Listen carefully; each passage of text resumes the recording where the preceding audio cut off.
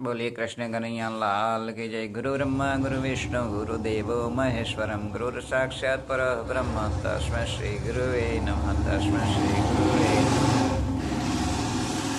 આજના શુભ દિને તમામ શ્રોતાજનોને મારા હૃદયભાવપૂર્વક જય શ્રી કૃષ્ણ। અનાયાસે જો ભગવાનની સેવા થઈ જાય તો ભગવાન આપણા ઉપર અનંત ઉપકાર કરે। એક વખત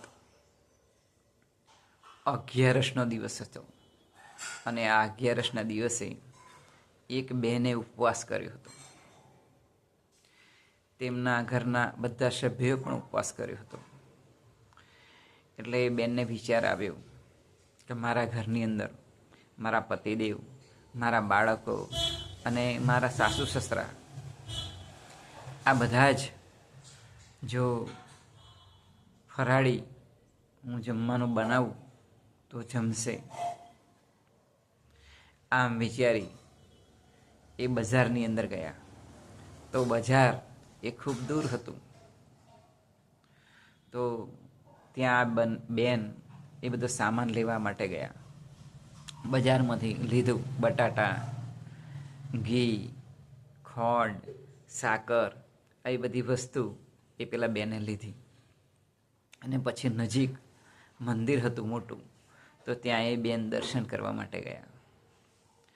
બેને મંદિરની અંદર દર્શન કર્યા પછી એ પોતે ઘરે આવ્યા, પરંતુ એમના મનની અંદર ભગવાનની સ્મૃતિ હતી કે ભગવાનને કેવો શણગાર છે તેનું યાદ કરતાં કરતાં એ ઘરે આવ્યા હતા।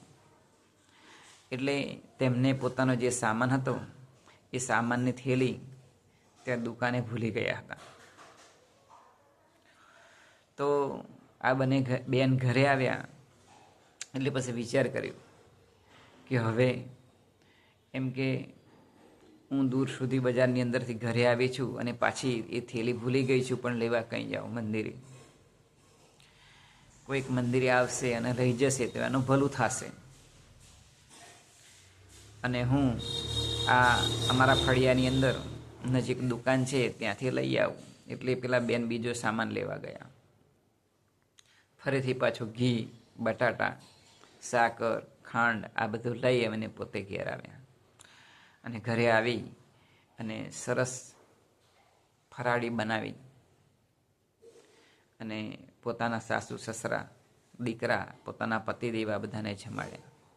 જ્યારે બીજી બાજુ જ્યાં પેલી થેલી ભૂલી ગયા હતા ત્યાં એક ગરીબ બેન આવે છે અને ભગવાનને હાથ જોડીને કહે છે કે હે પ્રભુ,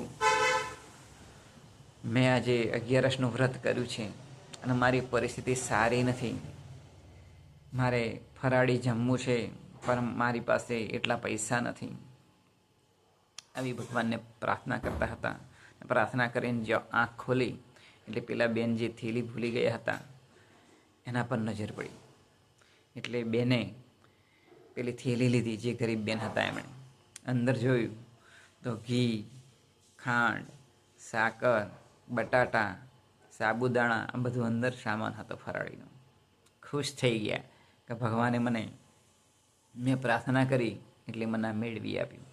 પોતે ઘરે આવે છે, ઘરે આવી અને આ બેન જે ગરીબ હતા એમણે પોતે જમવાનું બનાવ્યું અને પછી ઘરની અંદર બધાને જમાડ્યા અને એ જે બેન ગરીબ હતા એમને ઉઠકાર આપ્યો અને એમણે આશીર્વાદ આપ્યા કે જે પણ આ થેલી મૂકી ગયા હોય મંદિરે એમનું ભલું થશે, એ સુખી થાજો, આમ એમણે આશીર્વાદ આપ્યા।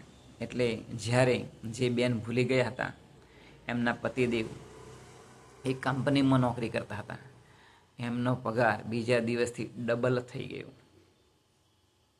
જો એ ગરીબ બાઈ ભગવાનને પ્રાર્થના કરી, જમવા માટેનો સામાન મળ્યો, અન્નનો ઓટકાર આવ્યો, આશીર્વાદ આપ્યા તો ભલું થયું।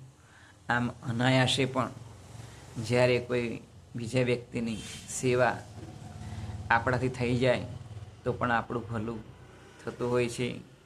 પરંતુ આપણે પેલા બેન ભૂલી ગયા અને આ અનાયાસે સેવા થઈ.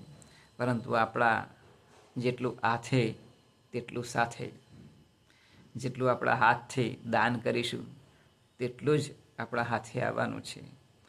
માટે આપણે આપણા જીવનની અંદર આવી રીતે સતત દાન કરતા રહેશું.